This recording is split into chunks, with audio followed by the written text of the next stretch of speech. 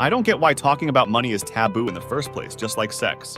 Taking about it could help people manage it better, worry less about it, and focus on the end goals. It's high time we broke this taboo. Here are some reasons why. Let's understand in this video, stay till the end. To get fluent in any language or any skillful thing, we need to practice it, indeed immerse ourselves in it. The language of money is no different. We need to learn the basics and practice them by using them in our conversation. A money conversation doesn't have to be about how much you make or what's in your bank account. To lessen discomfort when talking about money, choose financial topics that may be less direct, but are easily relatable. You might discuss finding an affordable apartment or saving money to buy something outside your budget. A financial advisor can offer a lot of tips to help you set a budget and manage your finances. But it's also worth talking with friends and family about how they manage their finances and establish budgets. What mobile apps and other tools do they use? Do they use online budget calculators or other methods of balancing income and expenses?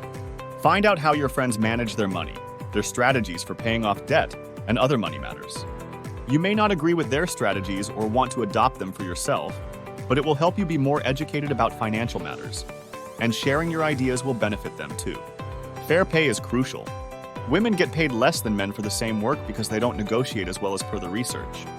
How are women, or anyone for that matter, supposed to negotiate if they don't know what the going rate is?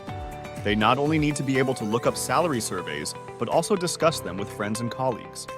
Having respectful, candid discussions about income benefits everyone. It lets you know where you stand relative to other working professionals and can encourage you to ask for a raise. By talking about income, even if you aren't comfortable referencing exact numbers among friends, family, and even coworkers, you could gather the evidence you need to make a strong case for higher pay or to seek out a different job. It might be uncomfortable to talk about money, but it is a subject that everyone has to deal with, no matter where they stand financially. And yes, we have a right to privacy, but sometimes positive change requires uncomfortable action. And I strongly believe that in the case of equal and fair pay, transparency is the only way to achieve this. Candid conversations ensure a free flow of information and conversation that almost always benefits the people involved. The more you talk about money, the more you can open doors for others to do the same. We need to talk about money to get over shame of failure. In an interview, Amitabh Bachchan admitted that he struggled to discuss the failure of his company and the associated financial stress with even his own family. He had not really discussed this topic for 20 years and still looked uncomfortable. This wasn't an issue of privacy. A lot of people already knew the story. As we nurture entrepreneurship, we have to learn to let go of this shame. By starting to have frank conversations about money, I have found my friends opening up about far more than finances themselves. If you want to help move up in your career, you should build connections with colleagues and coworkers.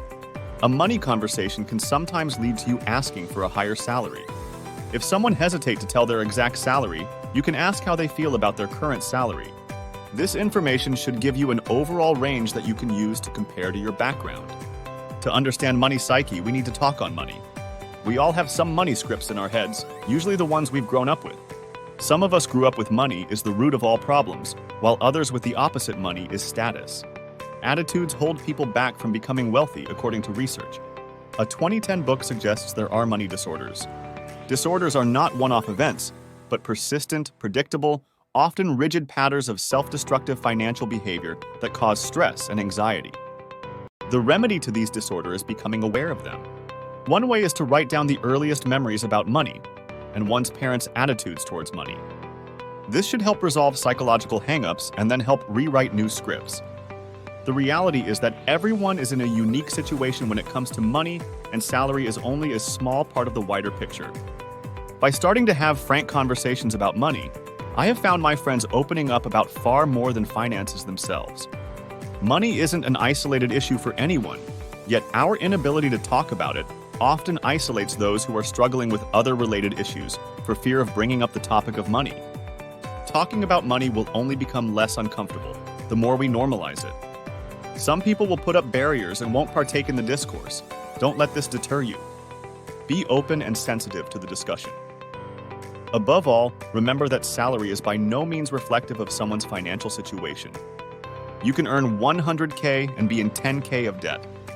You can earn $25K and be a homeowner with no mortgage.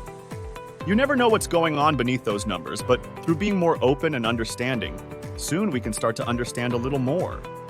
You can learn valuable money lessons from people who struggle financially. Ask questions about how they overcame such financial difficulties as overspending or taking on too much debt. You can better understand the importance of good credit when you chat with someone with a less than stellar credit report. If they were saddled with credit card debt, you might discuss what repayment options were available. Money talks can help make you a savvier consumer, so you can realize more value for your money. Whether you are planning to buy a home or looking to invest your money, ask your inner circle for recommendations. If you want a greater variety of opinions, read online reviews and join online communities.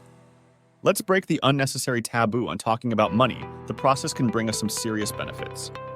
When we have open and honest conversations about our finances, we can learn from each other's strategies and mistakes.